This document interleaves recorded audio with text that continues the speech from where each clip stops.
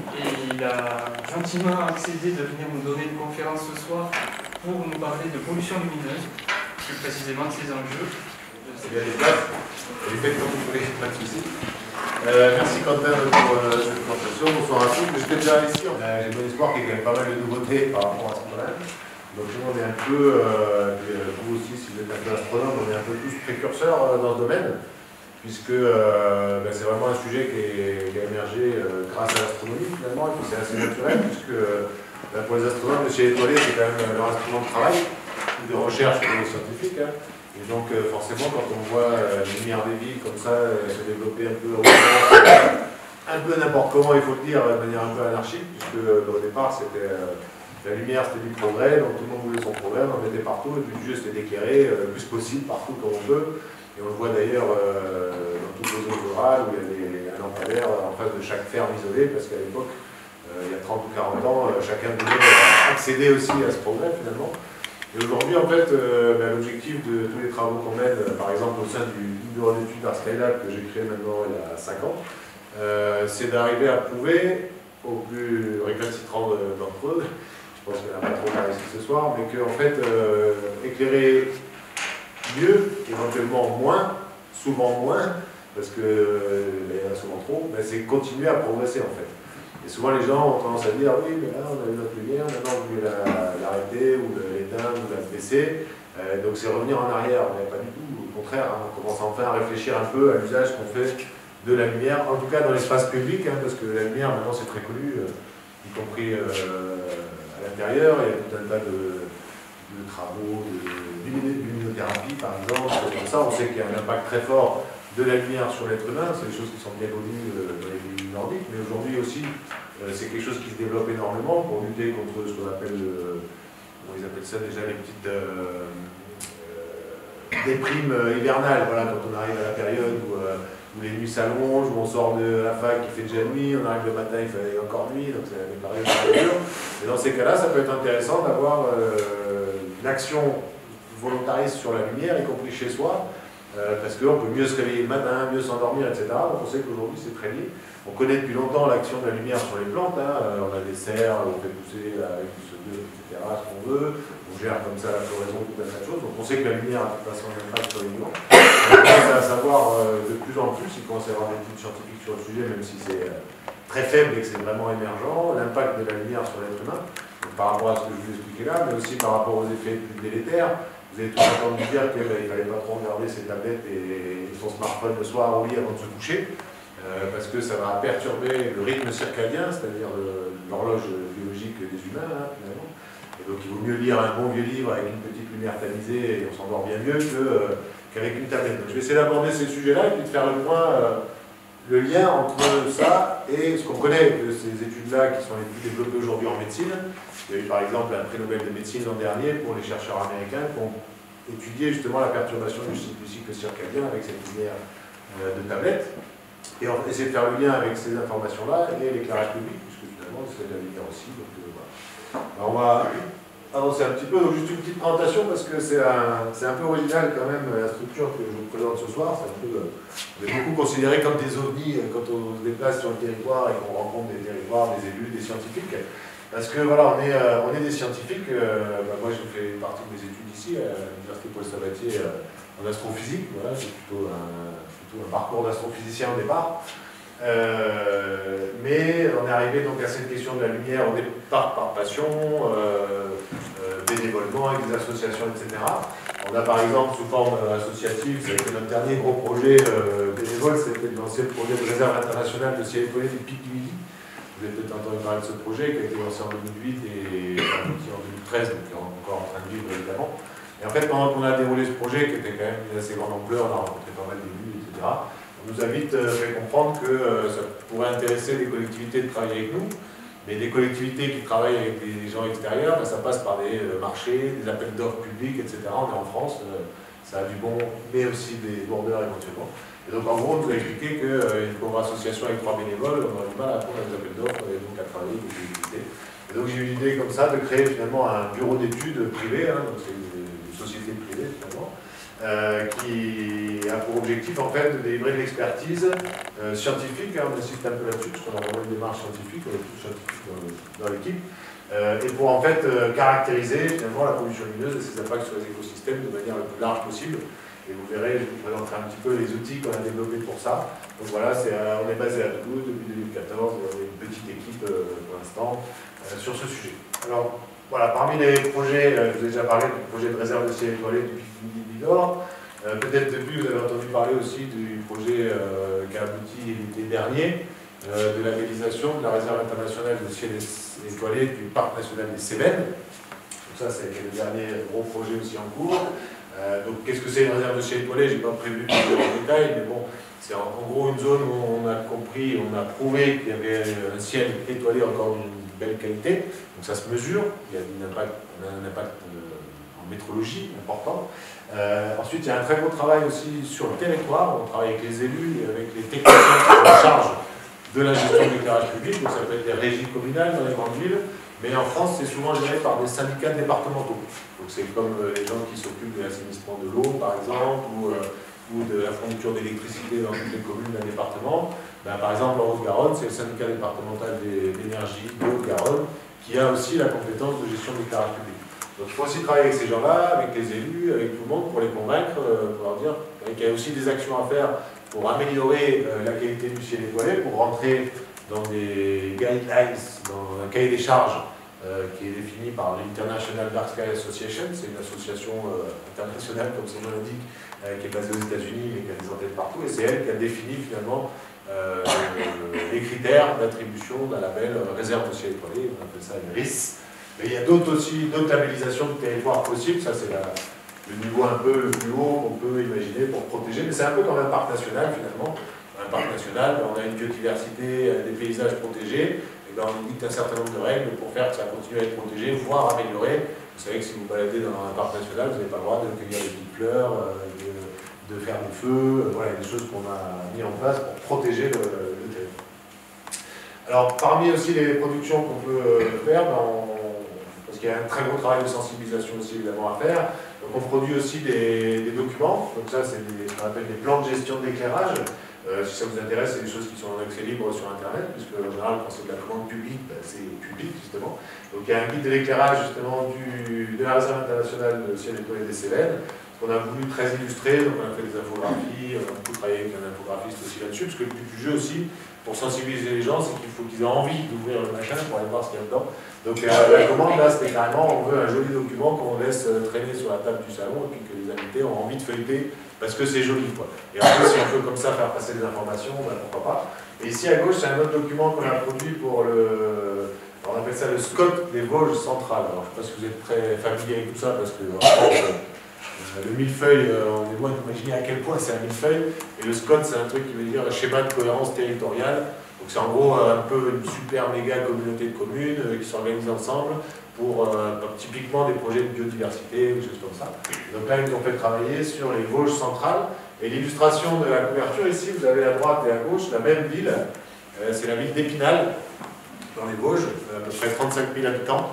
Et c'est la plus grosse commune en France qui éteint la totalité de son éclairage public. Donc, vous voyez la photo avant, après, extinction de l'éclairage public. Donc c'est tout à fait réel, avec les mêmes protocoles de prise de vue, etc.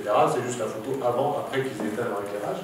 Alors bon, déjà, on voit une très sérieuse différence. Par exemple, on voit apparaître la Voie lactée ici. Alors évidemment, il y a encore des réseaux lumineux au fond, on est quand même dans des zones un peu urbaines. Et puis surtout, on voit qu'il y a encore énormément de lumière, finalement, dans cette ville d'Épinal qui est normalement totalement éteinte. Donc il y a un peu d'éclairage privé, on ne peut pas interdire aux gens de garder de l'éclairage chez eux dans leur maison s'ils veulent la nuit. Mais là, la photo a été prise à peu près à 2 h du matin, donc on peut quand même imaginer qu'il y a une très grosse majorité de la population qui dort et a priori sans lumière. Et donc en gros, tout ce qu'on voit ici, ben, c'est les gens qui sont hors la loi. C'est-à-dire c'est beaucoup d'éclairage privé.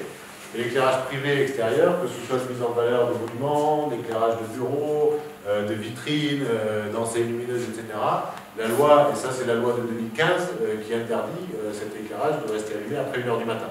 Donc là il est 2 h du matin, ils sont hors la loi. Alors le problème des lois en France, c'est qu'il faut encore les faire appliquer, c'est une autre question, mais on y reviendra. Et d'ailleurs tout ça a pas mal évolué, puisque justement l'État en fait a été attaqué en justice par un ensemble d'associations l'année dernière. Et ils ont été procès, mais excusez-moi, je suis fatigué. En gros, ils ont perdu, voilà, et c'est le Conseil constitutionnel qui les a obligés à apporter en fait, le décret d'application de ces lois qui n'avaient jamais été publiées. Et donc on avait une loi qui était là, c'était bien gentil, mais il n'y avait jamais d'application publiée. Et donc ils se sont activés très très fort, et le 29 décembre, il fallait absolument qu'ils publient avant la fin de l'année 2018. Donc il y a un arrêté pour préserver des nuisances lumineuses qui a été publié le 29 décembre 2018. Je vous invite à regarder si ça vous intéresse, mais c'est vraiment, ça met en fait la France comme un des pays au monde qui a la législation la plus poussée en la matière. Après des pays un peu particuliers comme le Chili, qui abritent les grands observatoires professionnels et qui ont bien compris depuis très longtemps qu'il fallait faire gaffe à la pollution lumineuse si vous voulez garder cette manne économique aussi, parce que ça compte évidemment. Et donc cet arrêté est très important. Par exemple, des trucs très basiques sur lesquels on se bat nous depuis des années, c'est qu'il faut à un moment donné, noir sur blanc, que l'éclairage public il est là pour nous éclairer, nous, humains, et jusqu'à preuve du contraire, on est sur le plancher des vaches, et donc l'éclairage public il doit éclairer du haut vers le bas. Bon, mais ça, il n'y avait jamais rien qui l'avait dit jusque-là. C'est pour ça qu'on voyait, jusqu'à il n'y a pas si longtemps dans la fac, par exemple, des lampadaires boules. Je suis sûr qu'il entraîne encore sur quelques parties dans le coin. Et ça, c'est quand même une belle hérésie, puisque un lampadaire boule, c'est un machin qui est fixé par le bas, qui éclaire partout, sauf là où il faut, vers le bas. Voilà. Donc ça, c'est le genre de chose qui est aujourd'hui interdit par la loi depuis fin décembre 2018. Donc il y a quand même des grosses avancées en la matière, et on est aujourd'hui reconnu comme un des pays les plus avancés là-dessus. Bon, si je passe 10 minutes par transparent, on va avoir du mal, mais je vais accélérer un peu. Qu'est-ce que c'est que la pollution lumineuse? Bon, ben, en gros, c'est un phénomène d'origine anthropique, donc artificiel créé par l'homme, associé au développement et à l'urbanisation évidemment et aux activités, qui implique la lumière artificielle, évidemment, qui a des effets délétères sur l'environnement de manière générale. Donc on peut parler, je ne suis pas complètement fan de cette séparation, mais ça parle assez bien quand même, donc la pollution lumineuse, parce qu'il y a une pollution lumineuse, hein, mais pas... Voilà. La pollution lumineuse astronomique, c'est plutôt l'aspect historique des choses, comme je vous l'ai déjà dit, c'est que les astronomes qui étudient les étoiles, ben, s'il y a trop de lumière, on voit plus les étoiles, on peut plus les étudier, point. Mais au-delà de ça, ben, il y a l'astronomie amateur, et puis il y a des gens qui font de l'astronomie sans le savoir, et c'est à peu près tous les êtres humains sur cette planète, en tout cas ceux qui ont la chance de voir encore des étoiles. C'est-à-dire que si on est là aujourd'hui, si vous êtes aujourd'hui dans une fac de sciences, et s'il existe des facs de sciences, c'est parce qu'un jour il y a un homme, qu'on appelait peut-être pas encore homme à l'époque, mais qui s'est mis sur deux pattes, et quand il s'est mis sur deux pattes, il est devenu bipède, et il est devenu, je crois, erectus à l'époque. Il a été capable de lever la nuque en fait vers le ciel. Essayer de regarder les étoiles et la Voie lactée à quatre pattes, c'est beaucoup plus compliqué. Donc l'homme est devenu astronome quand l'homme est devenu Homo erectus en fait. Et à partir de ce moment-là, il s'est posé des questions. On ne sait pas à quel point il avait une capacité de formuler des questions scientifiques, mais il était de toute façon doué d'une capacité de réfléchir à un minimum. Et donc il s'est posé des questions. Il voyait beaucoup plus de trucs que nous aujourd'hui, puisque quand on parlait de pluie des étoiles filantes du 12 août, et ben à l'époque c'était des vraies pluies d'étoiles filantes. On avait l'impression d'en prendre des centaines par heure sur la figure, donc ça pouvait inquiéter fortement. Quand on voyait des fois Mars, par exemple, très rouge, qui avançait, puis d'un seul coup, elle repartait dans l'autre sens, voilà, tout ça, c'était forcément des questions qu'on se posait. Et donc l'homme est devenu astronome à ce moment-là, et toutes les questions, tout ce qu'on fait aujourd'hui dans les facs de sciences, ben, finalement, c'est pour répondre à des questions d'astronomie. Hein. Bon, je suis astronome avec le chauvin, je suis d'accord, mais toute la chimie, la physique, la mathématique, etc., au départ, c'est pour répondre à des questions existentielles de l'humanité, les débuts de la réflexion scientifique, et qui sont surtout arrivés de l'observation, et en particulier de l'observation astronomique. Donc c'est beaucoup plus que l'astronomie au sens de la science qu'on pratique quand on est astrophysicien. C'est vraiment le lien universel entre l'être humain et son environnement qui fait qu'on comprend où on est, éventuellement comment on évolue. Et ensuite, donc, il y a aussi un impact évidemment écologique. On verra que, je l'ai déjà un petit peu dit, perturbation des rythmes biologiques.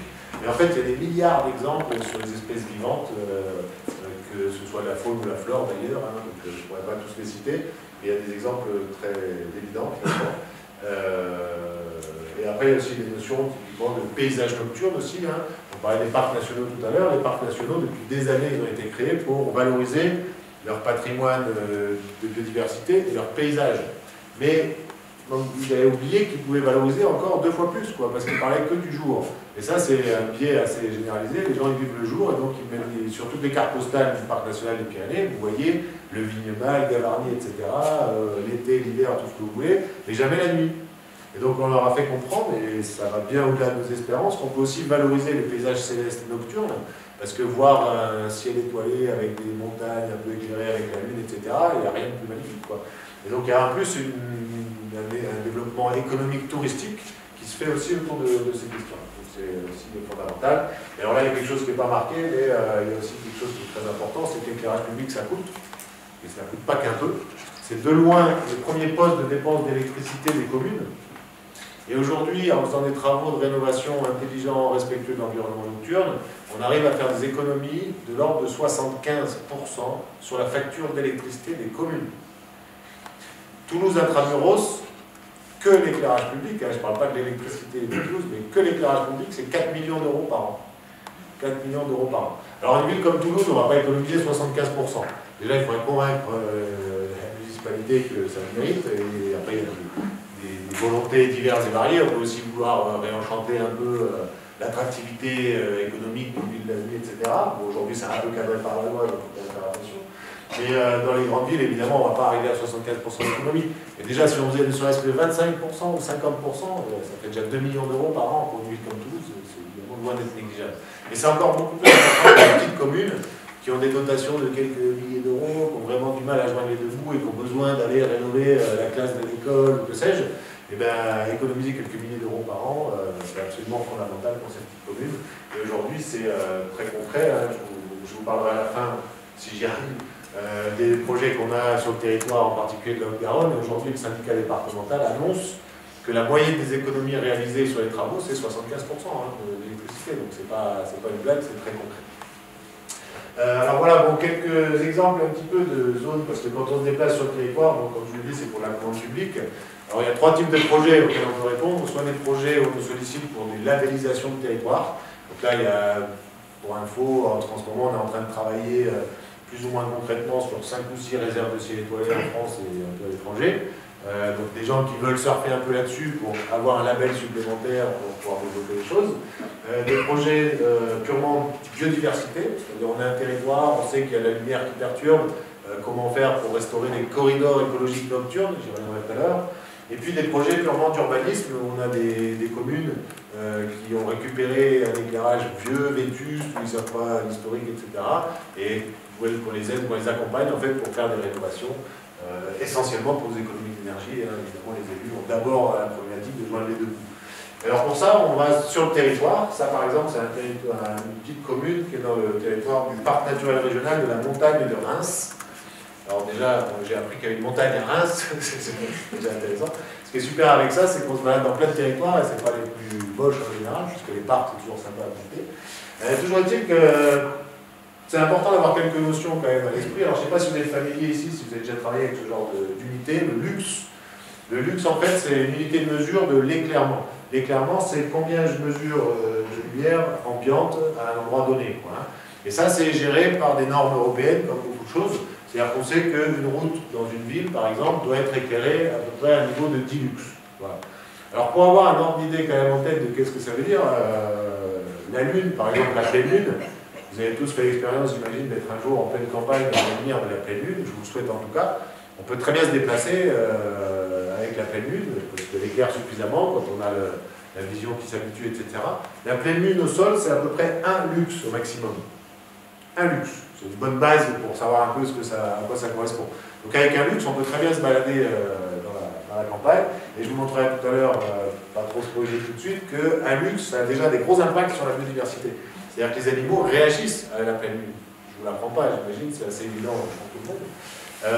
Un terrain de foot, lors de match, on va être sur quelques centaines de lux, voire jusqu'à plusieurs milliers de lux, si on est au Stade de France pour un match de Ligue 1. Voilà, pour vous dire, mais alors là, ça dépote. Hein. Donc c'est presque. Alors le soleil en plein été à midi, c'est à peu près 100 000 lux. Vous voyez, entre un lux et 100 000 lux. Toujours est-il qu'avec un lux, on peut circuler la nuit sans trop de problèmes. La norme européenne fixe l'éclairement moyen au niveau du sol d'une voirie normale à peu près 10 lux. Et là, dans un petit bled du fin fond du parc naturel régional de la montagne de Reims, on mesure au sol 250 lux. Voilà. Donc là, typiquement, alors le maire en est très fier, donc il y a des questions après de sensibilisation où ça demande un peu de boulot. Mais en gros, vous arrivez là-bas, vous en prenez plein la tronche, c'est les Champs-Élysées en plein milieu d'un petit village de 2000 habitants à la montagne de Reims. Voilà.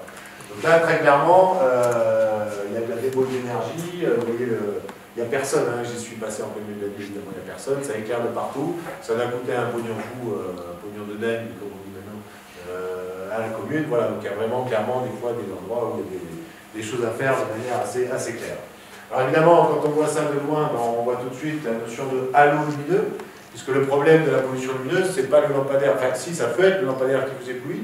Vous avez des super LED toutes neuves devant l'amphi ici qui s'allument avec détection de mouvement, c'est super, c'est moderne, etc. Sauf que quand vous passez dessous, vous prenez un gros flash dans la figure, vous êtes ébloui, même à pied. Et donc quand on a de l'éclairage comme ça qui doit sécuriser aussi les routes, vous penserez à moi quand vous prendrez votre voiture ce soir pour entrer, il y a 3 lampadaires sur 4 qui vous éblouissent et qui vous gênent quand vous êtes en voiture, alors qu'il est là normalement pour vous sécuriser. Mais le problème, en tout cas pour la pollution astronomique, c'est l'accumulation des dizaines de milliers de lampadaires, à peu près 10 millions en France, qui s'accumulent comme ça, et la lumière, ça vous l'avez certainement appris, j'imagine, dans vos études, il y a ce qu'on appelle la diffusion, c'est-à-dire que les photons, ils voyagent, ils interagissent avec les molécules de l'atmosphère, il y a des interactions, et puis c'est diffusé un peu dans tous les sens, etc. Et donc c'est cette accumulation, la diffusion, le phénomène de diffusion qui forme ce fameux halo lumineux qui est visible à des dizaines, voire des centaines de kilomètres à la ronde. Par exemple, depuis le pic du midi, on voit sans aucun problème à l'œil nu le halo lumineux de Barcelone, qui est à peu près à 300 km à vol d'oiseau. Donc c'est quelque chose qui agit à très long terme. C'est pour ça aussi d'ailleurs que nous, on préfère travailler à l'échelle des territoires un peu vastes, type département, parcs naturels, etc. De travailler sur une commune, c'est bien. Et si vous travaillez, par exemple, là on travaille sur la commune de Brax, qui est à côté de Toulouse, on pourrait éteindre complètement la commune de Brax, et bien on serait complètement noyé dans le halo lumineux de Toulouse. Donc c'est quelque chose à voir aussi en bon voisinage avec nous. Pour ça, je vais passer très vite, puisque pour illustrer la pollution lumineuse astronomique, je pense que la plupart d'entre vous ont connu la constellation d'Orion. Ça, c'est en négatif pour être bien voir la constellation. Maintenant, voilà la constellation d'Orion telle qu'on doit pouvoir voir. Alors, ce n'est pas des photos, c'est des simulations, mais telle qu'on doit la voir dans un très bon ciel. Dans un très bon ciel, on voit une Voie lactée spectaculaire qui traverse le ciel en deux, on voit bien la séparation des bras de la Voie lactée, on voit des grumeaux dans la Voie lactée, des nébulosités à l'œil nu. On serait capable de voir avec un œil humain à peu près normal 2, 3, 4 000 étoiles, enfin plusieurs milliers d'étoiles. Et la constellation d'Orion très bien visible, et d'ailleurs j'ai fait un lapsus, mais on peut voir aussi la nébuleuse d'Orion à l'œil nu dans un très bon ciel. Voilà, si on dégrade maintenant artificiellement le ciel, maintenant on va être dans ce qu'on appelle un ciel rural. Typiquement, c'est ce qu'on peut observer à 50 km à la ronde autour de Toulouse, par exemple, parce qu'on est très loin d'avoir un très beau ciel, et les très beaux ciels sont extrêmement rares en France et en Europe et dans les pays civilisés, enfin dits développés. Voilà un ciel suburbain, quand on se rapproche un peu. Voilà un ciel urbain. Et voilà un ciel de grande ville. Et on va terminer, si on était au milieu des Champs-Élysées, voilà à quoi ressemblerait la constellation d'Orion dans une grande métropole. Donc voilà ce qu'on appelle la disparition du ciel étoilé, je pense que c'est assez clair. Mais comme ça n'était pas encore assez, on va enfoncer un petit peu le clou. Là, c'est pas la future coupole de UPS InSpace qui sera bientôt implantée sur le campus. Elle est un tout petit peu plus grande celle-là, puisque c'est la coupole du mont Wilson aux États-Unis, en Californie. Alors pour la petite histoire, dans mon passé, ça a été plutôt la cosmologie. Et donc c'est là-dedans qu'il y a beaucoup de choses qui se sont passées quand même, parce qu'il y a à peu près un siècle de ça, presque exactement, il y a eu un peu une baston quand même entre deux fortes personnalités de l'astrophysique à ce moment-là, du début de la cosmologie, en particulier Edwin Hubble, l'astronome qui a donné son nom au satellite du même nom, et Albert Einstein, donc c'est pas les moindres. Et donc il y a eu un peu de friction là-dedans, parce qu'on était à l'époque où on se demandait comment était fait l'univers et comment est-ce qu'il évoluait, c'est la grande question. Et vous savez peut-être qu'Einstein était extrêmement croyant en fait, et tout ce qu'il a guidé dans sa recherche scientifique, la relativité générale, etc., c'est très grossièrement résumé évidemment, mais ce qu'il animait, c'était de trouver la beauté de la création divine en fait. Et c'est pour ça qu'il a mis tant d'efforts pour essayer d'expliquer l'univers. Et donc quand on veut expliquer la beauté de la création divine c'est forcément cumulable. Ça a été fait, c'est la chose la plus belle qui existe et ça ne peut pas bouger, quoi. Et donc pour lui, l'univers, il était statique, il ne pouvait pas évoluer.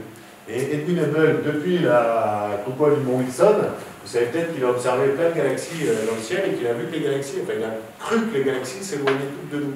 On a compris après que ce n'est pas les galaxies qui s'éloignaient de nous, mais que c'est l'univers entre les galaxies et nous qui était en expansion. Du coup, l'effet visuel, c'est comme si les galaxies... Bon bref, j'arrête ma parenthèse là-dessus parce que ce n'est pas le but de la conférence. Mais l'idée, c'est que depuis cette coupole-là, on a compris que l'univers était en expansion. Ça a été vraiment la naissance de la cosmologie moderne. Mais bon, je ne suis pas là pour vous parler de cosmologie, donc depuis cette coupole pour Wilson, on pouvait regarder comme Hubble les galaxies lointaines, mais si on est un peu tordu, on pouvait aussi essayer de pointer son objectif vers le bas. Et si on pointe son objectif vers le bas la nuit, on voyait la petite commune à l'époque, en 1908, de Los Angeles, puisque le mont Wilson surplombe Los Angeles. Donc on peut faire un petit exercice de style qui n'a rien de scientifique évidemment, mais on peut faire la même photo 50 ans plus tard, en 1958, et 50 ans plus tard, en 2008. Ouais, je devrais tricher, dire 2018, ça ferait plus à jour, mais c'est pas très grave. Bon, vous avez compris que évidemment c'est pas comparable parce que les techniques photo en un siècle elles ont un tout petit peu évolué, mais n'empêche qu'on voit bien l'extension de la ville de Los Angeles et on comprend bien l'impact de pollution lumineuse qui va avec. Donc ça fait bien longtemps que l'observatoire de Madison n'est plus en activité professionnelle, bien évidemment. Alors ça, on peut aussi maintenant essayer de l'estimer un peu plus. Donc ici, on a un petit diagramme qui montre en fonction... Est-ce que vous êtes tous familiers des notions de magnitude? Il n'y a pas quand même que des astronomes dans la salle. Magnitude, en fait, c'est un niveau d'éclairement, en fait. C'est-à-dire que c'est une mesure de luminosité, finalement. Et on mesure les étoiles par leur magnitude. Alors c'est une échelle inversée logarithmique, parce que ça correspond à la perception de l'œil humain. Mais en gros, plus une étoile est brillante, plus sa magnitude est faible. Et à l'œil nu, on est capable de voir à peu près jusqu'à une magnitude de l'ordre de 6. C'est-à-dire qu'on se situe à peu près ici. Mais on peut aussi mesurer la luminosité du fond du ciel en termes de magnitude. C'est-à-dire qu'en gros, si vous avez une magnitude du fond du ciel à 3, 4, eh bien, vous ne voyez plus les étoiles qui sont de magnitude plus faible, parce que ça fait un espèce de voile qui cache tout. Donc ce diagramme, en fait, il vous montre en fonction de la magnitude limite accessible en fonction de la pollution lumineuse, combien d'étoiles on va être capable de voir à l'œil nu, tout simplement. Alors, on ne va pas s'embêter avec ça, simplement c'était pour vous montrer le code couleur. Le code couleur que j'utilise ici, on va le retrouver après dans toutes les cartes de pollution lumineuse.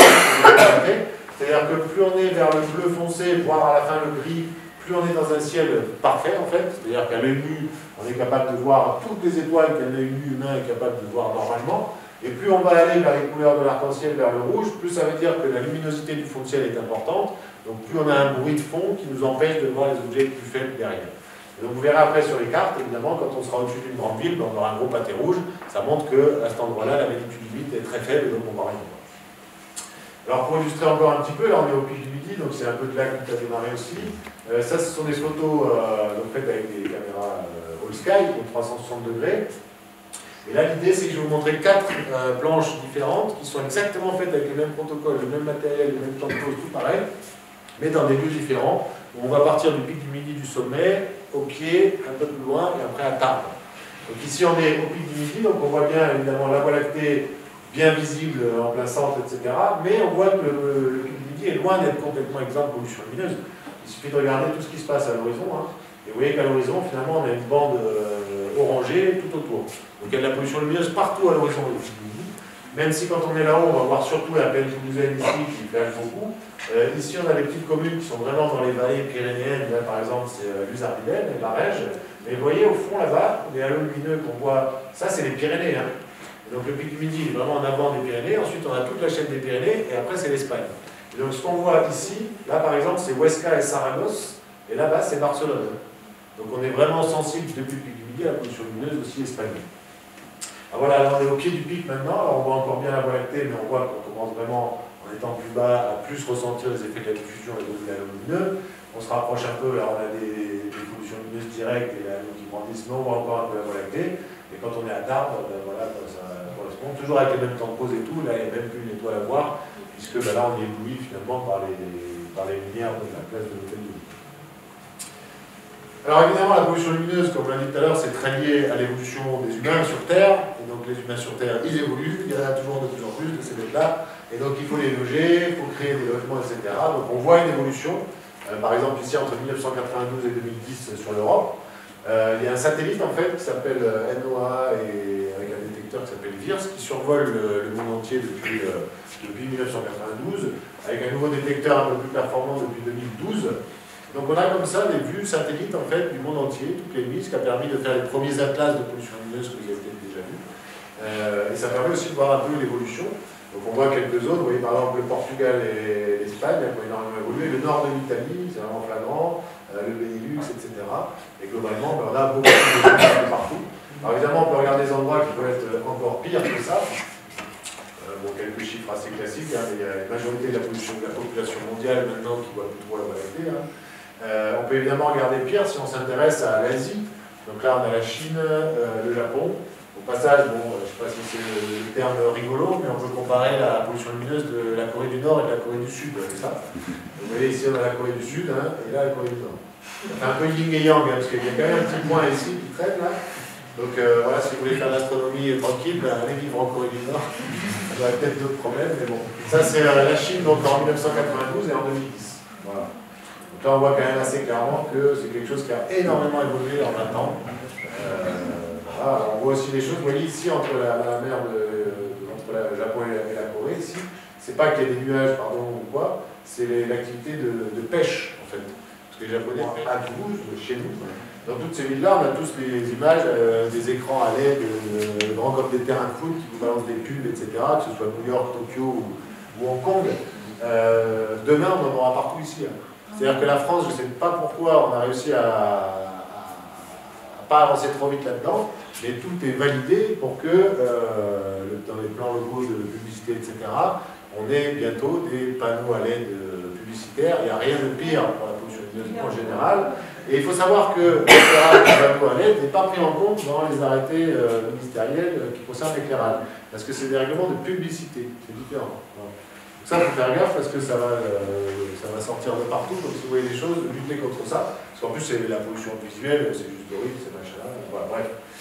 Ensuite, il y a la mise en valeur aussi des monuments. Donc évidemment, quand on est fier de ce qu'on a fait, comme dans le viaduc de Millau, on a envie de le mettre en valeur.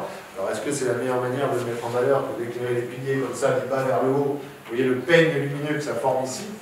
Alors il faut savoir qu'il y a des espèces animales qui sont totalement lucifuges, c'est-à-dire qui voient la lumière comme un obstacle infranchissable.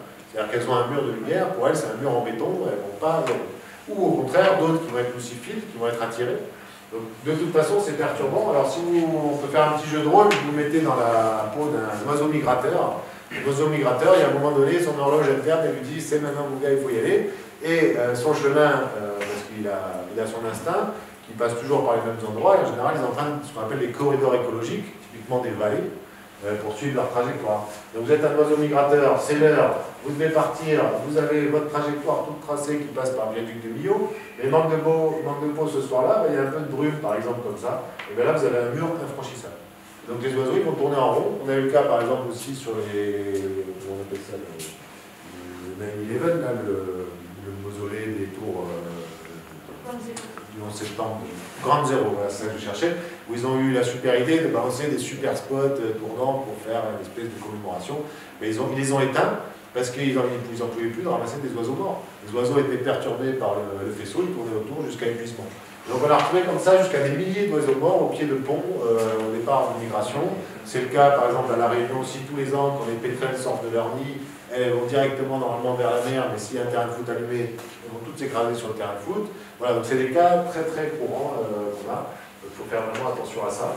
Et au minimum, il faut l'éteindre tôt, quoi, hein, les mises en valeur des monuments. Aujourd'hui c'est la loi, c'est 1h du matin, mais en général, on peut aussi le faire plus tôt que ça, c'est souvent pertinent. Et évidemment aussi tous les éclairages de monuments. Alors ici c'est plus proche de chez nous, je crois que c'est l'église du Fousseret. Il y en a qui reconnaissent. C'est l'église du Fousseret. Donc là on voit bien que les photos qu'on fait ne sont pas pour faire des belles cartes postales de nuit. Hein. C'est des photos plutôt scientifiques qu'on va étudier, donc avec des temps de pause et des protocoles. Donc là on voit que il y a un suréclairement de la façade, c'est pas forcément ça qui va mettre en valeur non plus l'architecture finalement. Et puis surtout, vu la directionnalité des flux, on a bien conscience que surtout ça déborde dans tous les ans, c'est que ça part directement vers le ciel. Donc voilà, tout ça il faut quand même faire un petit peu attention. Alors après on peut parler aussi de la couleur et de la qualité de la lumière, avec la couleur, les aspects spectraux des sources. Alors ça c'est une image, bon, évidemment un peu tirée par les cheveux aussi, puisqu'il y a surtout des éclairages type privé, vitrine, etc. Et je trouvais ça sympa parce que ça montre un peu un spectre comme ça de toutes les couleurs qu'on peut avoir aussi pour l'éclairage extérieur. Et donc on va aborder maintenant les questions de qualité de la lumière et en particulier des couleurs finalement. Parce que c'est les questions qu'on se pose maintenant. Regardez par exemple là, on a des lumières règles dans ce néon-là, on voit très bien qu'il y a deux types de couleurs très différentes. Il y en a qui sont très blancs, et à côté il y en a un qui a dû être remplacé plus récemment, ou qui est plus vieux, j'en sais rien, mais qui est très jaune. Donc ça c'est la notion de température de couleur. C'est-à-dire que les couleurs, on a décomposé la lumière, en faisant la spectroscopie évidemment, etc. Et on va définir cette température de couleur comme étant un peu le maximum d'émission de la lumière et de la perception qu'on va en avoir. Et c'est comme ça qu'on va définir des couleurs froides, des couleurs chaudes. Donc ça c'est absolument fondamental aussi, d'une part pour le ressenti des usagers, hein, Si vous avez une ville éclairée, par exemple, avec que des LED que vous avez sur le trottoir devant l'amphi, je peux vous assurer que c'est pas très agréable. Hein. On a l'impression de rentrer dans un frigo et pas dans une ville très attirante. Quoi. Et après, on a les autres cas, par exemple, quand vous rentrez dans un tunnel qui est éclairé avec du sodium basse pression, là c'est le contraire, c'est hyper sombre, hyper monochromatique, avec un orange très sombre, c'est pas forcément super top non plus. Donc voilà, il y a toute la palette après à essayer d'harmoniser. Alors juste un point, s'il faut être un tout petit peu réveillé et attentif à un seul moment dans cette présentation, c'est maintenant. D'accord alors ça c'est, alors au passage, une petite fierté quand même, c'est une des infographies qu'on a réalisées pour le guide d'éclairage du projet des CLN justement, parce que ça faisait des années en fait que je me trimballais des machins de trucs raficolés, récupérés à droite à gauche et que je n'étais pas bien satisfait. Et là on a profité du coup de ce projet pour faire des infographies exactement comme on les voulait. Donc, je vais vous la décrire un petit peu. Donc en haut on a ce qu'on appelle le spectre électromagnétique. Alors pour les moins scientifiques d'entre vous, c'est ce qu'on appelle la lumière, mais au sens large. C'est-à-dire que tout ça c'est de la lumière. Simplement nous on est des humains, c'est humain, on est très anthropocentré, donc la lumière c'est ce qu'on voit nous. Mais la lumière qu'on voit nous, c'est juste ce petit machin-là, l'arc-en-ciel finalement. C'est ce qu'on appelle la partie visible du spectre électromagnétique. Mais la lumière, ou plus exactement le spectre électromagnétique, c'est tout ça. C'est-à-dire que ça va des rayonnements gamma, qui sont émis dans beaucoup d'astres dans l'univers, mais aussi dans des centrales nucléaires ou lors d'explosions nucléaires par exemple.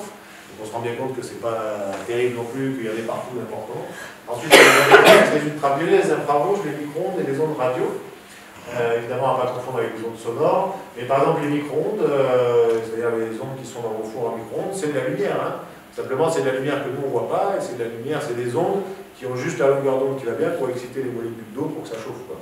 Et tout ça, c'est de la lumière, et c'est bien connu en astrophysique, puisqu'aujourd'hui, on a tout un tas de détecteurs qui nous permettent d'étudier les astres, que ce soit les étoiles ou les galaxies, dans toutes ces longueurs d'onde-là, et c'est ça qui nous fait comprendre d'ailleurs plein de choses sur ces objets. Alors, on a quand même une grande chance, nous, sur Terre. Alors, je vous ai dit qu'on était, nous, êtres humains sensibles avec toute partie de ce spectre électromagnétique, et on a une grande chance sur Terre, comme on l'a vu tout à l'heure sur la vidéo, c'est qu'on a l'atmosphère qui nous protège.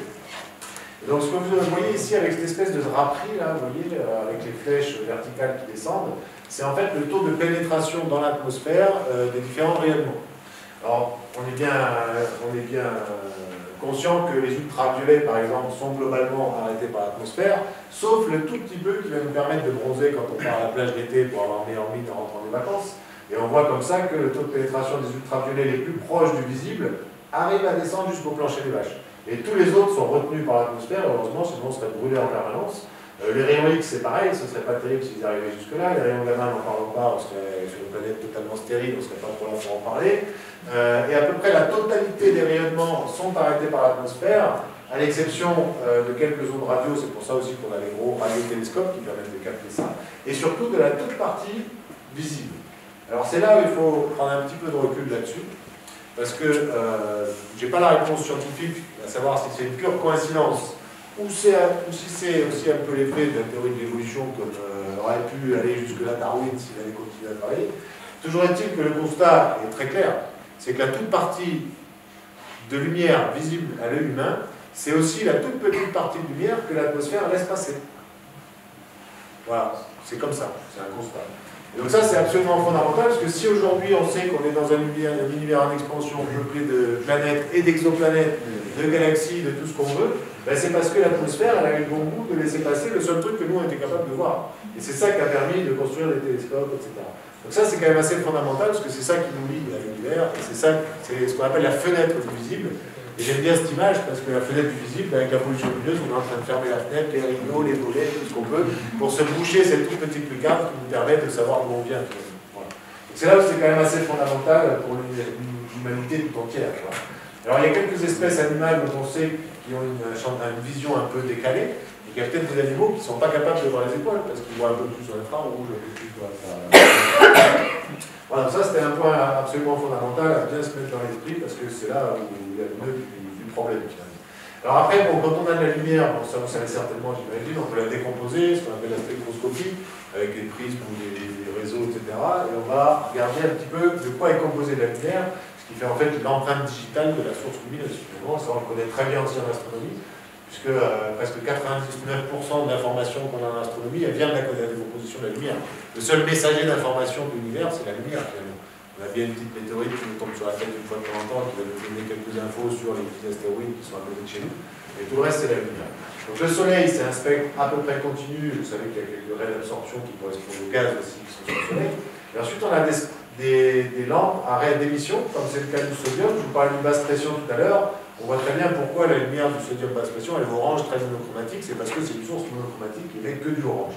Ici, on a le haute pression, c'est ce qui équipe la grosse majorité des villes. Tous les éclairages publics un peu orangés, c'est du sodium. Et de plus en plus, on voit apparaître les LED.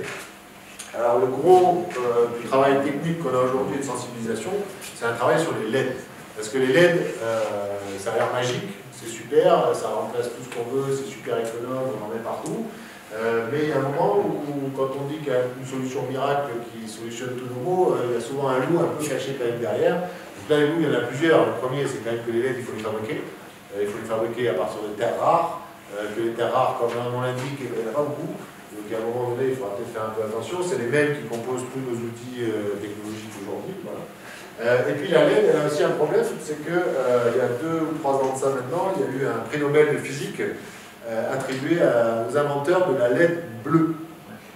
Et alors pour une fois, j'ai trouvé que les médias faisaient très bien leur boulot, parce qu'à chaque fois qu'ils parlaient de ça aux infos, ils disaient toujours l'invention de la LED bleue. Et il faut vraiment insister sur ce côté bleu. Parce que la petite LED rouge qu'on avait dans nos petits circuits électroniques depuis toujours, ça existait depuis longtemps la LED. Mais ce n'était pas une LED efficace. C'est-à-dire que si on mettait de l'électricité, ça ne faisait pas de lumière, ça faisait une petite poupette rouge sur un circuit électrique, ça allait, mais pas pour éclairer. Et toute l'efficacité de la LED bleue qui a valu le prix Nobel, c'est ce fameux truc bleu qu'on voit ici. Alors là, vous voyez arriver un peu avec mes gros sabots, parce que bleu, si on a plus de bleu, ça veut dire que c'est plus blanc, ça veut dire qu'on a une lumière plus froide. Donc déjà c'est un peu moins agréable. Et donc on parle ici de température de couleur, donc une LED à 4000 Kelvin, 4100 Kelvin, c'est une LED typiquement, je pense que ça va être à peu près ce que vous avez devant l'amphi ici. Et après on a maintenant des LED avec des températures de couleur plus faibles, et donc plus chaudes, et on le voit dans le spectre très clairement, il y a presque plus de bleu en fait. Hein, voilà. Alors ça vous allez voir c'est important pour pas mal de raisons.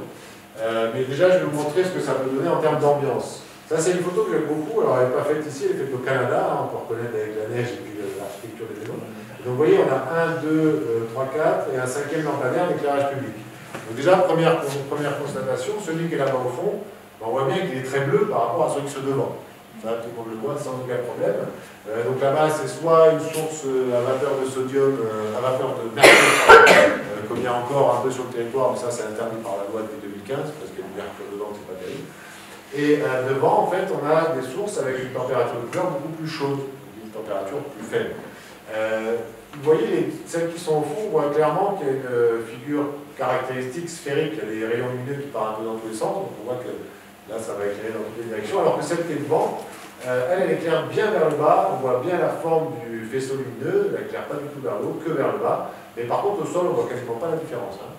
Donc là-bas, on a des sources à vapeur de sodium, des sources à décharge, et ici on a une source LED, mais avec exactement la même température de couleur. Donc c'est des choses qui existent, c'est possible. C'est pas parce qu'on met de la LED que c'est forcément super blanc et super bleu. Et on peut très bien éclairer l'espace public avec une couleur plutôt chaude avec de la LED. L'autre extrême qu'on peut trouver, ce serait ça. Donc là, c'est une ville éclairée avec des LED bleus. Donc on voit quand même bien la différence en termes d'ambiance, c'est vraiment plus froid. Alors le problème qu'on a aujourd'hui, c'est que nous, on est en train de raconter tout ça, on commence à avoir bien conscience de ces questions-là. Mais la LED bleue, il y en a beaucoup qui ont été fabriqués. À un moment donné, il faut aussi vendre le matériel qu'on a fabriqué. Et donc comment ça finit tout ça? Ça finit dans les pays où on a un peu moins réfléchi à ces questions-là, où on a moins les moyens de réfléchir à ces questions-là. Donc allez par exemple, où j'ai eu la chance de le faire il n'y a pas longtemps dans les rues de Marrakech. Dans les rues de Marrakech, ils ont de la LED de partout. Alors là, il n'y en a dit pas trop parce qu'il faut montrer que ça éclaire. Et c'est des LED qui sont à une température de couleur de presque 5000 Kelvin, c'est-à-dire encore plus froid et bleu que ça. Et c'est des trucs qui équipaient nos espaces publics il y a 10 ou 15 ans. C'est-à-dire les premières LED qui sont arrivées sur le terrain, qui étaient au passage toutes pourries et puis qui marchaient plus au bout de 3-4 ans. Hein. Il y en a qui s'en mordent les doigts d'avoir mis des LED à cette époque-là. Mais aujourd'hui, on fait des bons prix, on déstocke et on envoie tout ça ailleurs. Alors tout ça, ça a des impacts assez importants, en particulier sur la faune. Alors là, je reviendrai après sur la question du bleu, hein, parce que je ne vais pas aller trop tout de suite avec ça, mais quelques exemples rapides. Mais bon, je vois que j'ai déjà été un peu bavard, donc je ne vais pas présenter là-dessus trop longtemps, mais la liste, est-ce que la totalité des espèces vivantes sur Terre a besoin au minimum de l'alternance jour-nuit? Donc Donc si on perturbe la nuit, on va perturber l'alternance déjà, c'est le cas des êtres humains. Mais il faut savoir quand même qu'une majorité des espèces vivantes sur Terre, ben, elles sont la nuit. Et donc la biodiversité, elle est surtout nocturne finalement. Donc si on perturbe la nuit, eh ben, on perturbe l'écosystème nocturne, c'est tout. Alors il y a des trucs qui sont absolument évidents, et tu vas avoir la bête en racontant ça, mais quand vous voyez cette bestiole-là, un joli bout grand-duc, ben, ça se voit sur sa tête que lui il est fait pour être meilleur que les autres la nuit, quoi. Il a des grandes oreilles, il a des grands yeux, etc. Et donc lui il est bon la nuit pour se nourrir, pour vivre, tout ce qu'on veut, pour produire, etc. Donc si on le met dans un environnement lumineux, ben, il perd ses atouts, et donc il est moins bon, et donc il va moins... Voilà. Donc ça c'est assez évident.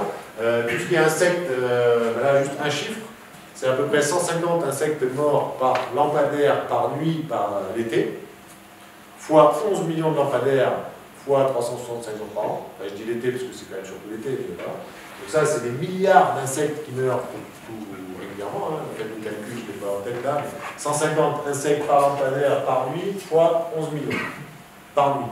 Voilà, ça fait quelques individus. Ensuite, les chauves-souris, c'est évident aussi, c'est des espèces aussi nocturnes. Alors là, il y a des choses un peu originales, c'est que les chauves-souris ont muté, et il y a plusieurs types de mutations. Il y en a qui ont muté au sens contraire auquel on aurait pu l'imaginer au départ. C'est-à-dire que la plupart des chauves-souris, elles vivent la nuit, et pareil, elles sont bonnes la nuit, elles traçent, etc., elles savent se débrouiller, elles partent plus loin de la lumière. Mais il y en a d'autres qui sont un peu plus opportunistes, c'est le cas des pipistrelles. Si vous habitez en campagne, vous en avez forcément derrière vos volets.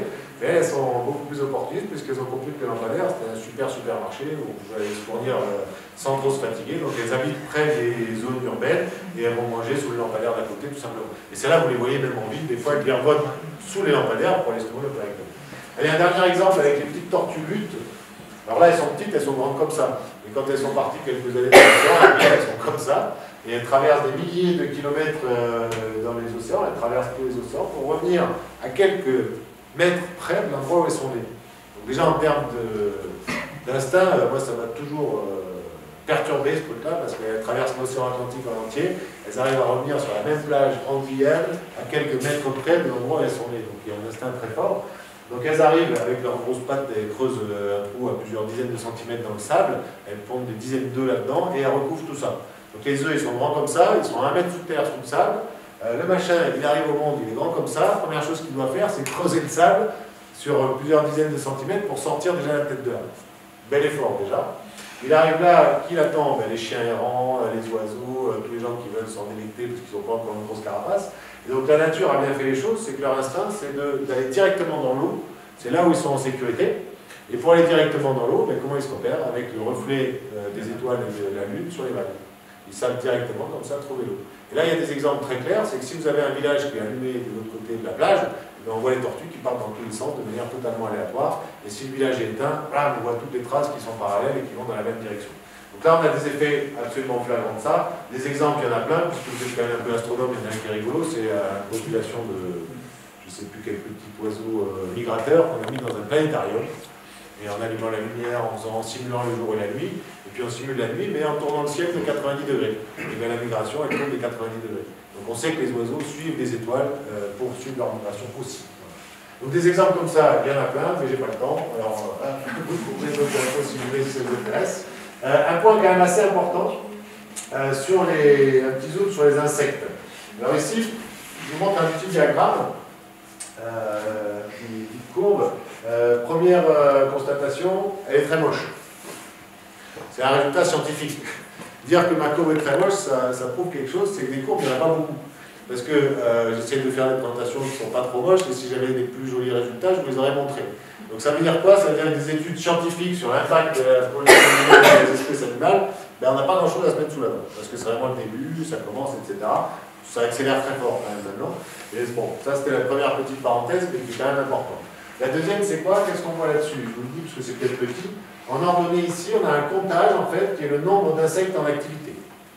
Tout simplement, donc 0, 200, 400 jusqu'à 1200. En abscisse, on a les heures, de 11h, ici c'est 20h, le cœur de la nuit est là et le matin est là. En bleu ciel, le jour, en bleu, nuit, la nuit. Et les deux courbes qui sont présentes en vert, ici, c'est en bas le comptage donc, de l'activité des insectes à nuit de pleine lune. Et en vert clair, le même comptage la nuit de nouvelle lune. Alors là, si vous vous souvenez de ce que je vous ai dit tout à l'heure, la lune c'est 1 lux.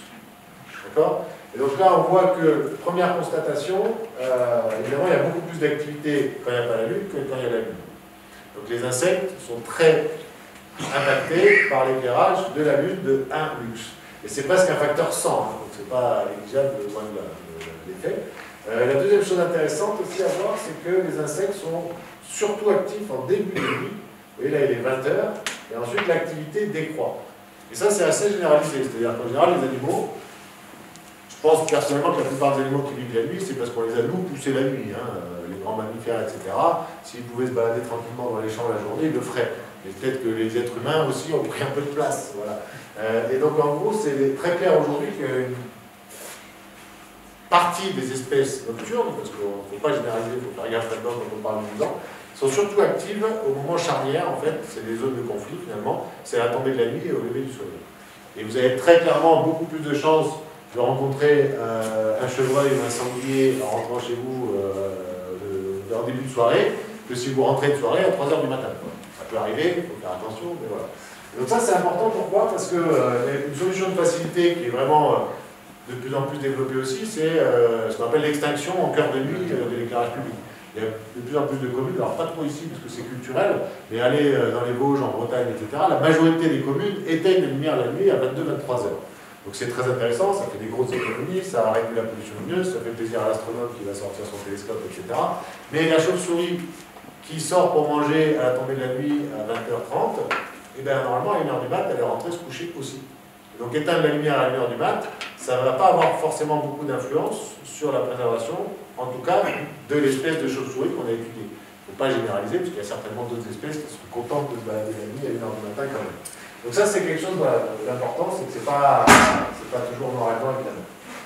Alors un petit résultat un petit peu intéressant, ça c'est l'étude, alors c'est très sérieux, c'est un chercheur de l'université de Lyon 1 qui s'appelle Thierry Langagne, qui étudie la bave de crapaud. C'est très sérieux, hein, c'est pas un sorcier bizarre, mais il a en fait étudié les populations de crapauds dans des zones humides au nord de Lyon, et ailleurs d'ailleurs, parce que ça c'est à, je sais plus où, mais dans un pays, pas au Panama, mais dans un pays exotique, tropical, pardon. Et ça, c'est des résultats qui sont faits à Lyon.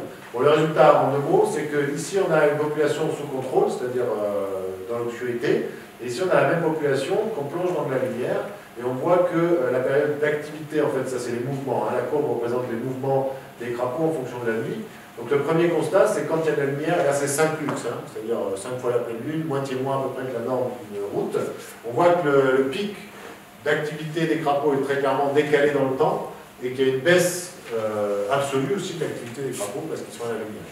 Et on a aussi des mesures, ça c'est les derniers résultats qu'il a sortis sur la population des crapauds lyonnais, où on mesure très clairement aussi une baisse de testostérone jusqu'à 50% dans les hormones des crapauds quand ils sont soumis à la lumière. Donc on voit très bien qu'il y a un effet perturbateur de l'activité aussi des batraciens. Alors sur l'espèce humaine, c'est aussi fondamental, j'en ai déjà un peu parlé donc je ne vais pas rester longtemps. Bon, il y a des problèmes, je vous ai déjà dit que c'était avec nos impôts, qu'on éclairait vers le haut, que ça pouvait perturber, etc. Mais il y a aussi un autre problème, c'est que ça viole nos libertés individuelles. Et là, on va atteindre un niveau de paradoxe aussi assez important, c'est qu'avec nos impôts, on viole nos propres libertés individuelles, qui en plus nous causent des problèmes de santé. Donc il y a quand même un moment, il va falloir réfléchir à ce problème-là. C'est-à-dire que l'éclairage public, il est là pour éclairer là où vous circulez à l'extérieur, mais il n'est pas là pour rentrer chez vous quand vous habitez au 6e étage et que vous avez envie de dormir fenêtre et volet ouvert parce que vous habitez à Toulouse et que l'été il fait chaud. Quoi. Il y a un moment, on a le droit aussi de dormir chez soi comme on veut, sans subir la lumière qui vient de l'extérieur et qui va nous perturber. D'autant plus que c'est nous qui le payons. Quoi. Il y a un moment où il faut que ça s'arrête. Alors tout ça, ça perturbe un truc qu'on appelle l'hormone du sommeil, ou plus exactement la mélatonine. Je ne rentre pas dans les détails, mais c'est ce que j'expliquais tout à l'heure avec le prix Nobel de médecine américain. On connaît très bien aujourd'hui la perturbation de la sécrétion de cette fameuse mélatonine, en particulier si on lit sur les smartphones le soir. Alors voilà, c'est là où je voulais en venir pour faire un peu le lien entre tout ça. Mais je suis super à la bourre, donc c'est normalement, c'est quoi? C'est 2h30, c'est ça, de conférence, normalement? Oui, à peu près. Non, je suis désolé si vous êtes... je vais accélérer un peu sur la fin, mais... donc ça, c'est très connu aujourd'hui. Ça, il faut éviter. Pourquoi? Parce que dans ces petits machins-là, vous voyez que moi, je suis assez sensible à ça, donc j'ai un fond d'écran, déjà avec un beau coucher de soleil au pic du midi, merci. Et en plus, avec le mode nuit, vous connaissez maintenant, on a la possibilité d'assombrir un peu ou de faire une couleur plus chaude le soir. Mais n'empêche que prenez un spectroscope, regardez cette image qui est pourtant toute rouge, vous allez voir un joli petite bosse bleue. Bien pourquoi? Parce que là-dedans, pour que ce soit efficace, c'est des fameuses LED bleues. dans tous les écrans aujourd'hui plats, on a des LED bleus. Et la LED bleue, c'est ça. C'est-à-dire qu'on a le méga pic bleu, qui ensuite, on essaye de le diffuser un peu pour quand même faire une lumière pas que bleue, pour diffuser un peu dans les autres lumières. Mais le problème de base, c'est quoi? C'est que la courbe ici, en pointillé que vous voyez, en fait, c'est le pic de maximum de sensibilité de la vision humaine la nuit. Il faut savoir que notre sensibilité visuelle, elle est différente le jour et la nuit. Le jour, on a un pic qui est plutôt ici, la nuit, on a un pic qui est plutôt là. Ben, vous voyez, manque de peau, c'est pile poil sur le maximum d'émissions des LED bleus. Alors maintenant, qu'est-ce que c'est ce problème de bleu? Vous allez me dire, depuis tout à l'heure, ils sont bleus là. Mais le bleu, déjà, on sait que ça perturbe pas mal d'espèces animales. Si vous êtes allé au restaurant un jour au bord de la plage, par exemple, vous avez tous vu l'espèce de néon en lumière noire, un peu bleu-violette, qui attire les moustiques. C'est la meilleure machine pour attirer les moustiques, vous avez tous vu, ça existe, ils vont se cramer dessus, parce que c'est bleu, c'est très attractif. Mais l'autre question assez fondamentale, c'est que quand il fait beau, la journée, le ciel est bleu. Et bien c'est le même problème de bleu. Parce que pourquoi le ciel est bleu en journée quand il fait beau? Puisque le spectre du soleil, on l'a vu tout à l'heure, il a toutes les couleurs de l'arc-en-ciel, il n'est pas du bleu, il pas que du bleu. Et ça, c'est la diffusion de la lumière. C'est-à-dire que la lumière du soleil, elle arrive dans l'atmosphère. En gros, le gros de la lumière traverse, il y a une partie qui est captée par les molécules de l'atmosphère et qui est diffusée dans toutes les directions. C'est ça qui fait que l'atmosphère est brillante aussi, mais elle est brillante surtout en bleu, parce que le phénomène physique de diffusion de la lumière par les molécules d'azote, d'oxygène, etc. est très efficace dans le bleu. Et donc ça diffuse surtout en ville, quoi, parce que c'est aussi très moche, tout simplement. Voilà. Bon, sur la flore, je ne vais pas non plus, mais vous avez tous fait l'expérience ou pas encore numérée. Baladez-vous à Toulouse en plein hiver, vous allez voir qu'il y a les arbres qui sont juste autour d'un lampadaire, les feuilles autour du lampadaire ne tombent jamais. Et donc l'arbre, il n'a pas compris qu'il était en hiver, qu'il était censé perdre ses feuilles pour renforcer son écorce, etc. Donc ça perturbe aussi la vie de la faune. Impact énergétique, je l'ai déjà dit en introduction, donc je passe un peu vite, et maintenant je vais passer un peu plus sur des choses concrètes et des outils. Donc là, en particulier, le principal outil qu'on a développé, ça fait des années qu'on travaille là-dessus, et là on commence à avoir un niveau un peu plus fin d'analyse. Donc c'est un logiciel de simulation numérique qui s'appelle Otus, dont l'objectif en fait est de calculer justement cette diffusion de la lumière dans l'atmosphère. Donc on a une source lumineuse, on connaît les lois de diffusion publique, on a des manières un peu pragmatiques de mesurer ou de simuler. Parce qu'évidemment, c'est des calculs qui sont absolument monstrueux. Si on voulait vraiment simuler physiquement tous les phénomènes d'interaction entre chaque photon et chaque molécule, vous imaginez bien que c'est juste impossible. Voilà. Avec tous les calculateurs les plus gros scientifiques du monde, on n'y arriverait pas. Donc à un moment, il y a aussi évidemment des simplifications à faire. Mais comme tout modèle physique qui se respecte, il faut le confronter avec des mesures de terrain. D'où aussi nos efforts de développement d'outils de métrologie. Donc ici, vous avez le résultat de notre logiciel. Et alors en gros, l'idée, c'est surtout qu'est-ce qu'on va avoir comme source. Une fois qu'on sait calculer la diffusion de la lumière, quelle est la lumière qu'on va avoir comme source de calcul. Donc historiquement, on n'avait pas grand-chose, on avait juste des bases de données de population. On savait grosso modo que une grosse ville elle éclaire plus, voilà, donc c'est des trucs assez basiques, mais c'est les cartes qu'on faisait il y a une dizaine d'années. Ensuite, on peut avoir accès à des données géolocalisées de sources lumineuses, ce qu'on appelle du SIG, Système International Géographique. Donc là, on peut avoir des bases de données où on a, c'est pas comme ça, c'est le système d'information géographique. J'ai dit quoi, moi? International? Ah oui, pardon. Bref, donc c'est en fait une normalisation en fait, de tout ce qui est cartographie pour pouvoir après jongler, je ne suis pas géographe, de pouvoir avoir différentes cartes, les superposer, etc. Typiquement des cartes de pollution lumineuse avec des cartes de zones protégées, biodiversité, pour voir s'il y a des zones de conflit.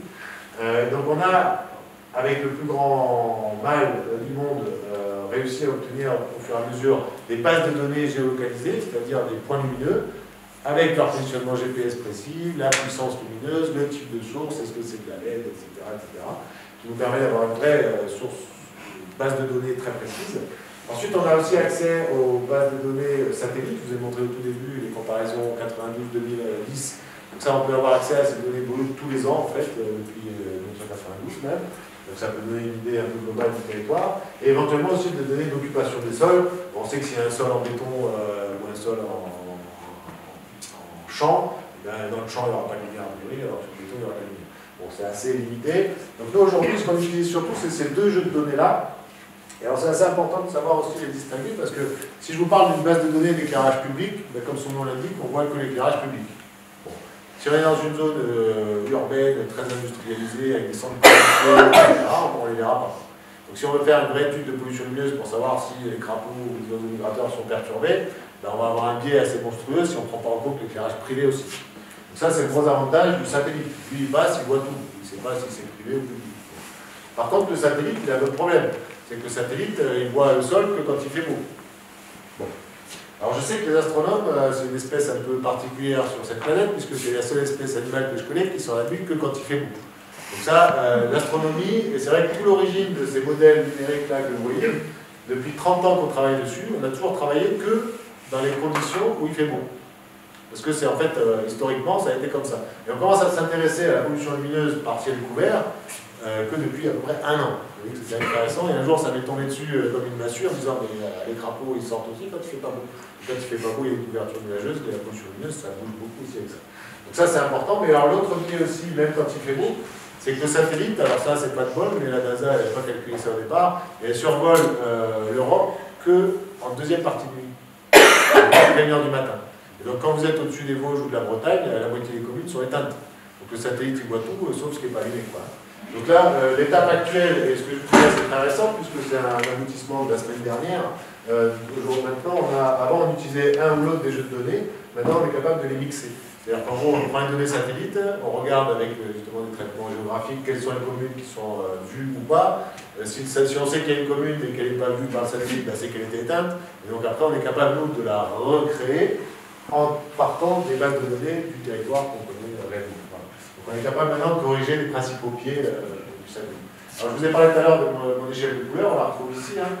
Donc on a les ciels de référence, sombres, etc. jusqu'à la grande ville.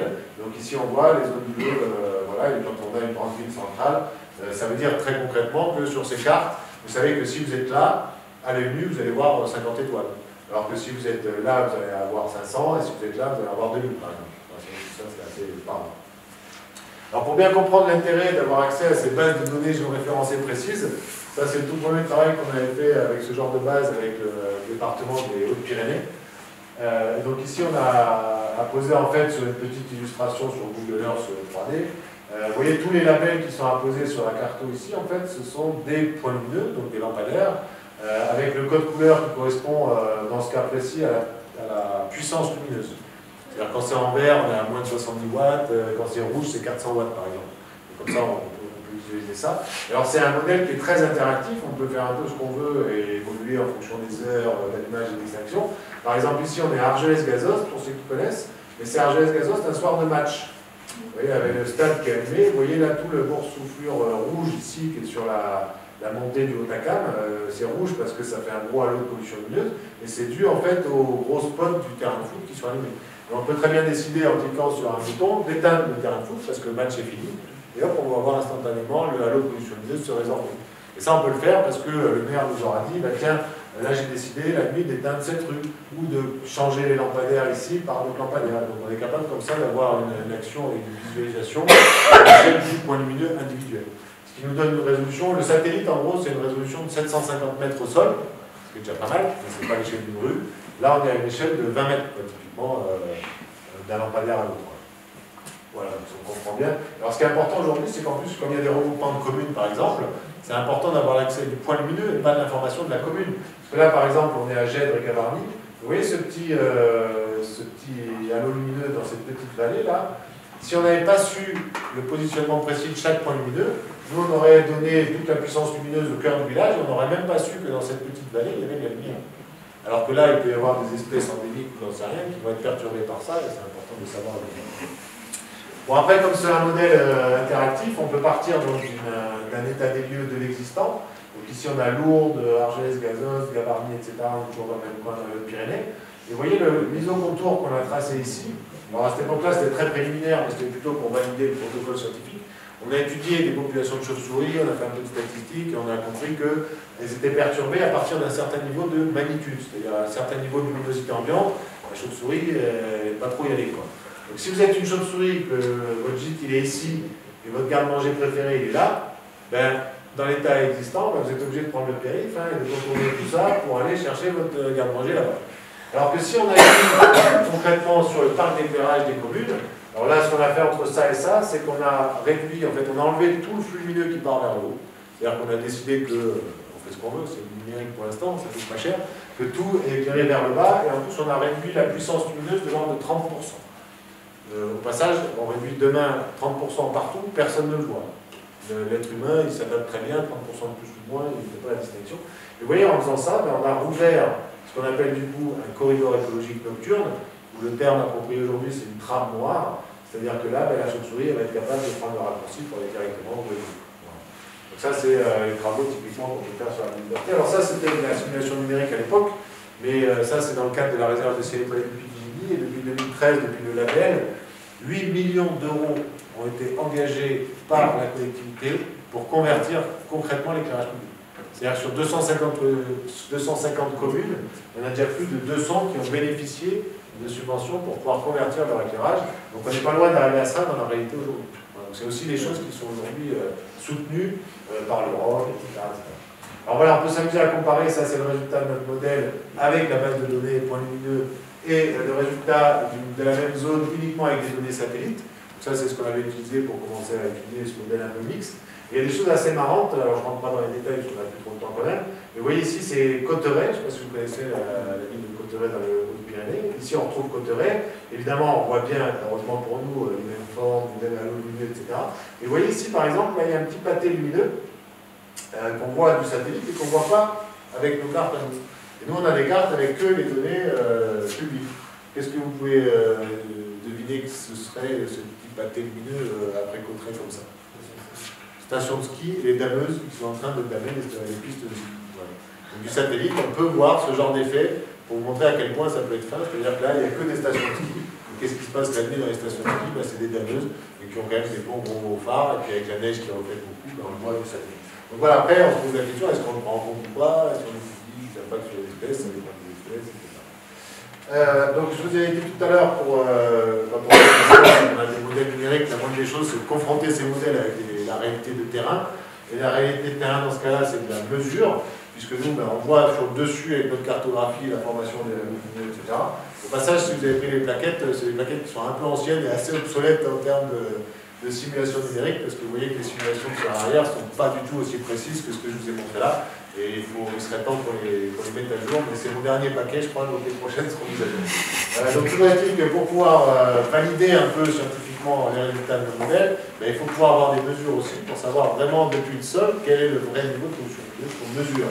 Et donc ça on l'a développé, alors là je pense que j'ai vraiment plus beaucoup de temps, mais on a développé un petit outil de mesure qu'on appelle Minox. Alors, au passage, Otus, Minox, et puis on a d'autres outils, Bulbo, Scops, etc. C'est tous des noms de petites chouettes nocturnes. Voilà, on a décidé, il y avait une belle liste de chouettes nocturnes avec des jolis noms, donc on a pêché là-dedans. Il y en a encore quelques-uns, donc on a encore des trucs à inventer. Et l'idée, c'est que c'est un instrument qu'on va positionner à un endroit donné, on le déclenche avec un smartphone, on va le laisser tourner le temps qu'il faut, ça peut être 1 heure ou 10 ans. Et après, on se connecte dessus, on récupère les données. Alors, les gens qui connaissent, parce qu'on l'a déployé un peu ici. Et donc, le principe, c'est qu'on va sortir à la fin d'une nuit une courbe. Alors, il faut savoir qu'avant qu'on ait ce genre d'engin-là, ce qui était reconnu comme des mesures de pollution lumineuse, c'était un petit boîtier avec un photomètre, en gros, et on sortait sur le terrain, on faisait ça, on appuyait sur le bouton, on faisait une mesure.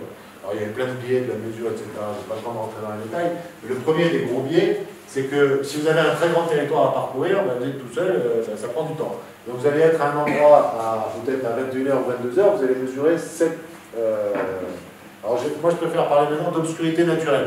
On a fait pour le pays du Sud Toulousain, on a travaillé un peu ensemble.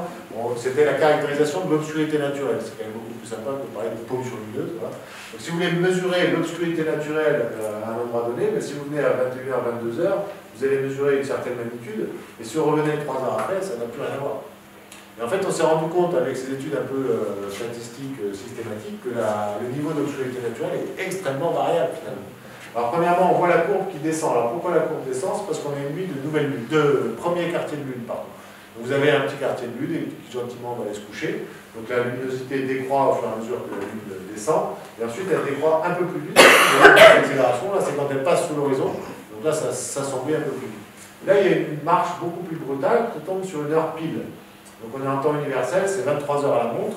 C'est l'heure où la commune de Saint-Denis-de-Roche en Bourgogne éteint son éclairage public.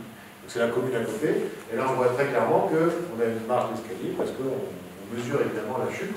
Ici, on a la deuxième petite chute à 2 h du matin. Là. Ça, c'est mon collègue qui avait fait le test qui est parti se coucher. Donc, ça, c'est la lumière de sa chambre. Donc là, on voit aussi qu'on a un niveau encore plus important. Quand les gens qui ont pris une note, on a dit attention, ne mettez pas trop près des toilettes, de la salle de bain et tout, parce qu'on va savoir toute votre vie nocturne. Il y a des gens qui ont été surpris avec ça d'ailleurs. À 1000 km de là, on leur dit mais vous avez fait quoi hier à 3 h du matin et après, alors, ce qui est vraiment flagrant, c'est que vous voyez qu'on a en général le meilleur niveau d'obscurité naturelle, la plus forte noirceur, est obtenue en général en deuxième partie de nuit, hein, souvent entre 2 et 4 h du mat'. Et vous voyez que sur cette courbe-là, ça remonte de manière erratique très fortement. Mais là, qu'est-ce qui s'est passé? C'est la couverture nuageuse. C'est-à-dire, d'un coup, il y a des nuages qui sont arrivés. Et alors là, quand on a vu ça la première fois, vous imaginez, on s'est dit, là, il y a un truc au carré, on est passé à côté de quelque chose depuis 30 ans. C'est que nous, on s'amuse à mesurer la pollution lumineuse le plus possible là. Et quand on sortait avec des instruments de mesure, le protocole, c'était vous sortez quand il fait beau, quand c'est pas trop humide, quand il n'y a pas la lune, pour voir la noirceur. Et c'était un biais monstrueux, puisque la biodiversité, elle est là aussi quand il fait pas beau. Allez, j'essaie un peu. Bon, on est sensible, la sensibilité permet de voir, par exemple, s'il y a la Voie lactée ou pas, avec notre système, c'est-à-dire qu'on est capable. Alors, ça, c'est le résultat d'une année de mesure au même endroit. C'est-à-dire, toutes les nuits, toutes les minutes, on fait une mesure comme ça. Donc, on a des millions de mesures à la fin de l'année. Ça fait ces nuages de points. Donc, déjà, on a une valeur vraiment absolue de l'obscurité naturelle. Hein. Quand on regarde statistiquement des millions de points, on sait qu'on a la bonne valeur là-dedans. Et là, on a pu, en faisant un peu de traitement big data, comme c'est la mode aujourd'hui, séparer les données où on savait qu'il y avait la Voie lactée en haut dans le ciel, des données où il n'y avait pas la Voie lactée. Et on voit très clairement sur les mêmes jeux de données, évidemment, c'est plus lumineux quand il y a la Voie lactée au zénith que quand il n'y a pas la Voie lactée au zénith. Parce que quand on est dans un ciel vraiment de très très haute qualité, la pollution lumineuse, la Voie lactée va perturber la mesure. Il faut le savoir, alors que des fois on ne la voit même plus. Et quand on est dans un bon niveau de pollution d'obscurité naturelle avec des bons instruments de mesure, on est très clairement sensible à la luminosité de la Voie lactée. Alors, allez, un dernier petit effort, si vous avez le courage. Si on arrive à faire ces diagrammes comme ça en faisant des millions de mesures dans différents points avec différents niveaux de pollution lumineuse, en fait, on se rend compte qu'on va avoir deux paliers. C'est-à-dire qu'il y a un palier principal, c'est l'accumulation de toutes les courbes de toutes les nuits quand il fait beau. Et ensuite, on a un deuxième palier, c'est l'accumulation statistique de toutes les courbes.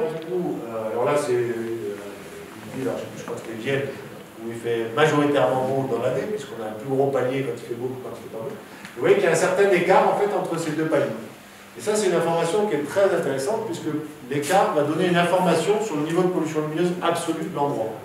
Alors ça paraît difficile comme ça, mais oubliez ce que vous voyez à l'écran, et juste écoutez-moi. Si vous êtes en plein centre-ville de Toulouse, quand il ne fait pas beau, déjà vous savez que le ciel est un peu orangé, etc. Quand il fait beau. Mais quand il ne fait pas beau, vous vous rendez bien compte que c'est beaucoup plus lumineux. Vous avez la couverture nuageuse qui fait beaucoup plus de diffusion, qui empêche en plus la lumière de s'échapper. Ça fait un peu un effet miroir, donc ça vous renvoie les lumières, et donc ça peut multiplier par un facteur 30 la pollution lumineuse quand on est en ville. Par contre, si vous êtes au fin fond de la Pampa, dans un endroit très noir où il n'y a pas du tout de lumière, si vous avez de la couverture nuageuse, en fait c'est assez, quand on y réfléchit, évident de considérer qu'il va faire encore plus noir. Parce que ça va garder la pollution lumineuse là où elle est, ça va faire un effet de masquage. Et pire que ça, en fait, ça va être encore plus noir qu'avant parce que vous n'avez même plus la lumière des étoiles, etc. Et donc en fait, cet effet de nuage, ça peut avoir un effet différent, et c'est ce qu'on représente ici sur cette courbe ici, qui vous montre, vous conviendrez quand même, une très belle corrélation. Et la corrélation qu'on voit ici, c'est ciel, niveau de luminosité par ciel clair, niveau de luminosité par ciel couvert. Et qu'est-ce qu'on voit? Alors en losange rouge, ici, c'est les zones urbaines, donc très polluées. En croix jaune, c'est les zones suburbaines intermédiaires, et les zones des triangles verts, c'est les zones très rurales. Donc ce qu'on voit, c'est que plus on est pollué en ciel clair, plus l'écart est important. Et plus on est dans une zone peu polluée, plus l'écart se rétrécit, jusqu'à s'inverser, et on voit une petite inflexion dans la courbe, c'est-à-dire que les zones très noires sont encore plus noires quand il y a des nuages. Alors ça se voit très clairement maintenant sur nos modèles, puisqu'on peut intégrer cette corrélation dans nos modèles. Ça, c'est la carte que je vous ai montrée tout à l'heure, mais uniquement par la vision d'astronome quand il fait beau. Et quand il ne fait pas beau, voilà ce que ça donne. Donc les zones polluées sont encore plus polluées. En gros, ça amplifie le contraste, en fait. Donc les zones polluées sont encore plus polluées, les zones moins polluées le sont encore moins. Et à l'échelle de la France, voilà ce que ça peut donner. Donc finalement, le premier effet, c'est ouais, c'est plus pourri, c'est encore plus pollué, etc. Mais ça a aussi un effet contraire, c'est que dans les zones qui sont déjà pas trop mal, en fait, on se rend compte que quand il ne fait pas beau, finalement, c'est encore plus préservé.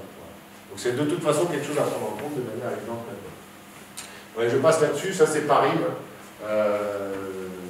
Une petite anecdote quand même, je crois que c'est fini après. Une petite anecdote de Paris, c'est que Paris, on a eu la totalité de la base de données de Paris, qui provient du point lumineux. Et quand on a voulu faire notre modèle avec les mêmes dynamiques de modèle, évidemment, je vous aurais montré une image toute rouge, c'était pareil, on ne voyait rien. Donc pour arriver quand même à tirer un peu d'informations de ça, on a sorti de la base de données tous les lampadaires d'éclairage public. Normalement, à cette heure-ci, ça va vous faire un tout petit peu réfléchir. Alors qu'est-ce qu'on voit là-dessus, si on n'a plus d'éclairage public? Alors il n'y a pas de privé, parce que c'est la base de données de l'éclairage public quand même de Paris, dans lequel il peut y avoir plusieurs choses, dont les lampadaires d'éclairage public, on a tout enlevé. On n'a pas le privé.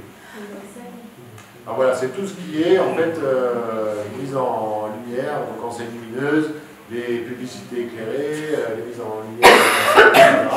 Et en particulier les abribus. Et on s'est amusé à faire ça à une époque où Anne Hidalgo, qui avait perdu le marché, enfin qui avait viré JCDecaux pour les Vélib, je ne sais pas si vous avez suivi ça, JCDecaux, ils n'aiment pas bien quand ils perdent ce genre de marché, mais JCDecaux, c'est eux qui vendent des pubs dans les abribus. Donc Anne Hidalgo, elle s'est dit, tiens, on va faire un petit entourloupe, on va transformer 140 abribus qui sont juste rétroéclairés par des panneaux à LED lumineux. Ni vu ni connu, JCDecaux, il va être content, il va vendre 5 fois plus de pubs. Et ça va permettre de faire passer un peu. Ça a été déclaré hors la loi, donc c'est pas passé. Et on a réussi à simuler là-dessus que 140 des abribus, parmi tout ce qu'on voit là-dessus, on les a transformés en panneaux à LED lumineux. Et on a pu caractériser l'augmentation de la pollution lumineuse en plein centre de Paris, si on faisait ce genre de truc.